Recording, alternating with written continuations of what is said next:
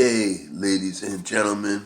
How y'all doing? Welcome back to the Dirty Pat Walsh channel with me, your host, Dirty Pat Walsh. I'm gonna get a dip here. Get a dip here. If you're a dipper, pack one with me. That's what we always say.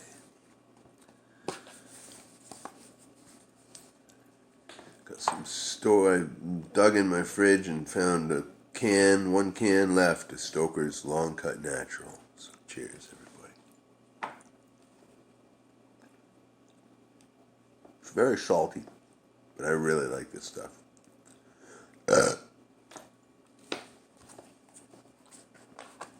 All right, so I was going through that bag yesterday, and I showed you all my old poetry books from 1993. I want to jump ahead 10 years to when, this is something I found. This is the old program for the Calgary Folk Festival in 2003, which we played. And out of all the festivals we played, this one was kind of the most important one to me, because I made some good connections and stuff. But, yeah, this is the program. It just gives artist bios and stuff. I'm going to get to that in a minute. I think we got to write up in this paper.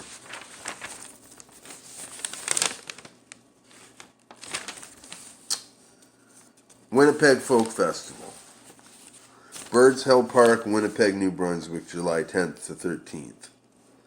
The big guns were pulled out as the Winnipeg Folk Festival celebrated its 30th anniversary this year, with big-name acts from all over the world, including Annie DeFranco, The Waifs, and Buddy Guy. The festival was packed with amazing music for the entire weekend.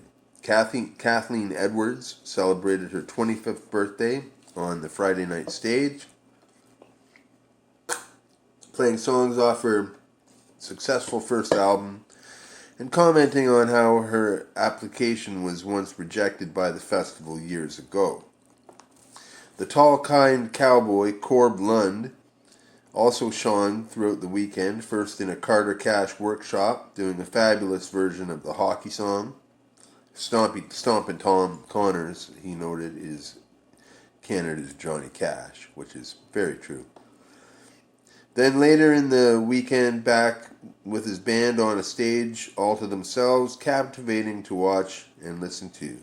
Mexico's Son de Madera brought their fabulous blend of world rhythms to the main stage, showcasing not only their musical abilities but also their dancing capabilities as they pranced their way through their performance.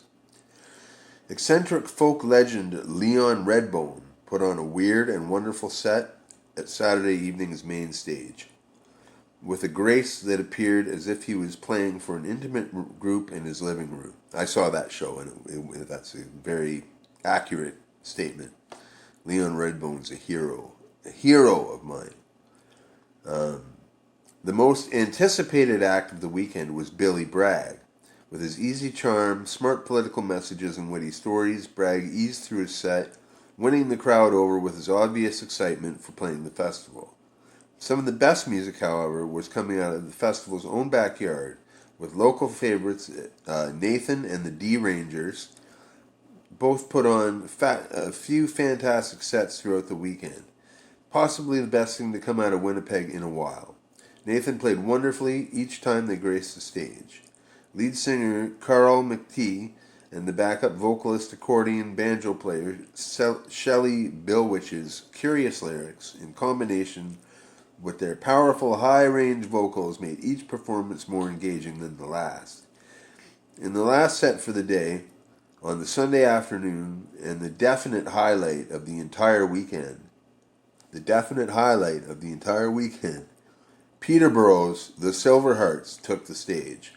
They entertained the hot, humid crowd with their captivating blend of Dixieland meets Jim Jarmusch music, making for a strange, splendid set and also a perfect ending to a wonderful festival. That was pretty nice for them to say at the end. And on that tour, also we played that was the Winnipeg Folk Festival. We were the only act that got written up in. There was another paper that was put out on this. We were the only act that they talked about. It was kind of special. But yeah, so that's the review from whatever magazine this is. Exclaim, August 2003. So. And here in the program, they have a biography of the Silverhearts. With heart and soul, the Silverhearts distinguished themselves from the legions of pop and alt-country and faddish retro bands that abound today. With their authentic and inspired take on Western roots music, the Silverhearts impress every kind of crowd. From die-hard folkies to young hipsters, from biker dudes to straight-laced mom and dads. Variously described as brothel blues, ghost town western, and music for an Irish wake. The Hearts sound melds pre-war country, blues, bluegrass, swing, jazz, and echoes of continental origins with the quivers of alien devices old and new, and timeless themes revisited with a fresh intent. Emerging in January 2000 as a five-piece band covering Tom Waits and Bob Dylan at the local Montreal House in hometown Peterborough, Ontario. We never did a Bob Dylan cover, to my knowledge. The Hearts have swelled and contracted and swelled again to a dozen-strong beer orchestra, peddling original tunes that might have been mistaken for forgotten Tin Pan Alley classics. Sit back and enjoy sleepy back porch ballads with singer-accordion player Kelly Pinot's sweet country laments. Jump up for spirited reels, sing along to bluegrass-inspired originals in several-part harmony. Groove on the jazzy instrumentals. Maybe grab your neighbor for a swaggering tango. Amidst the swing musical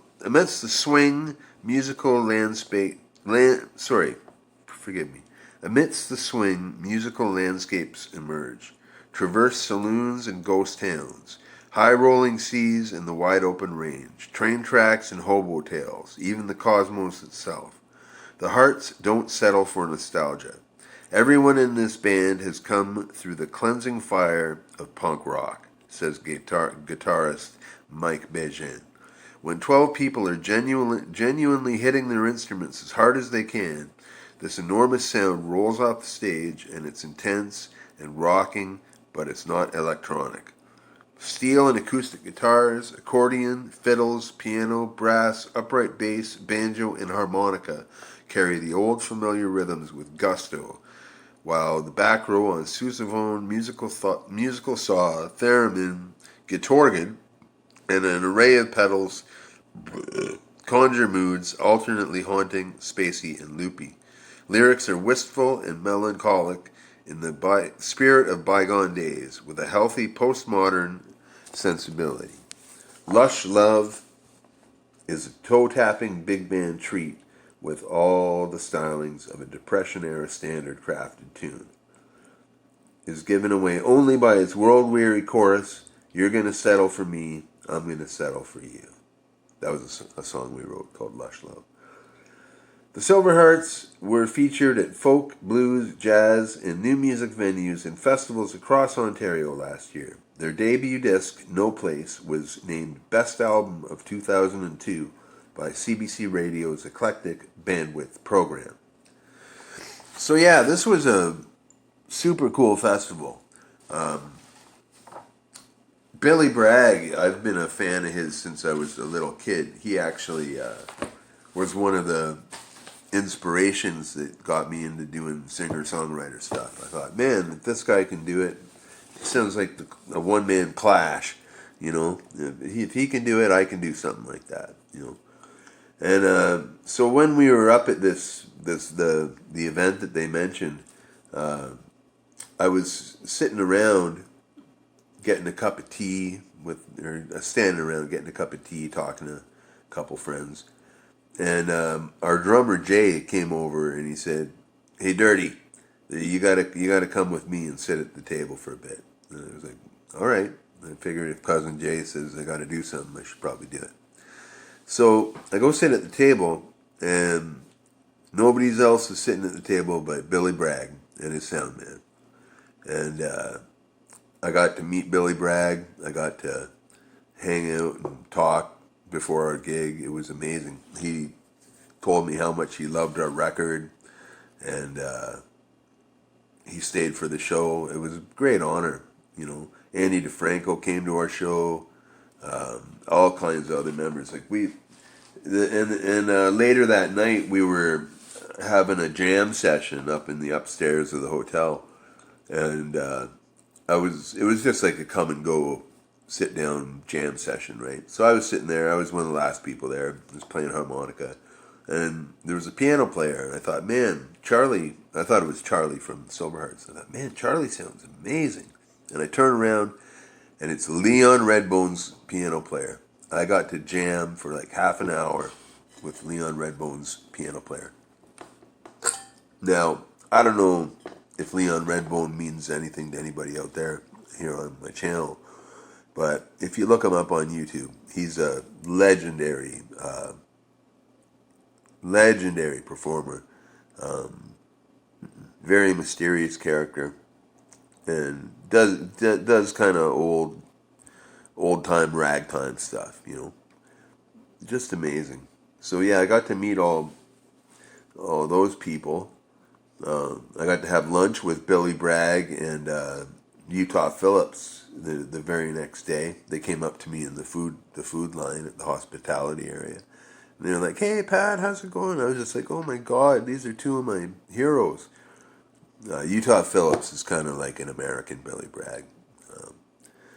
And yeah, and then Billy Bragg whips out a little fart machine with like 10 little or 5 little buttons on it to make different fart sounds. So the ice was broken pretty quick with everybody, and we all went and had lunch together. It was a phenomenal experience.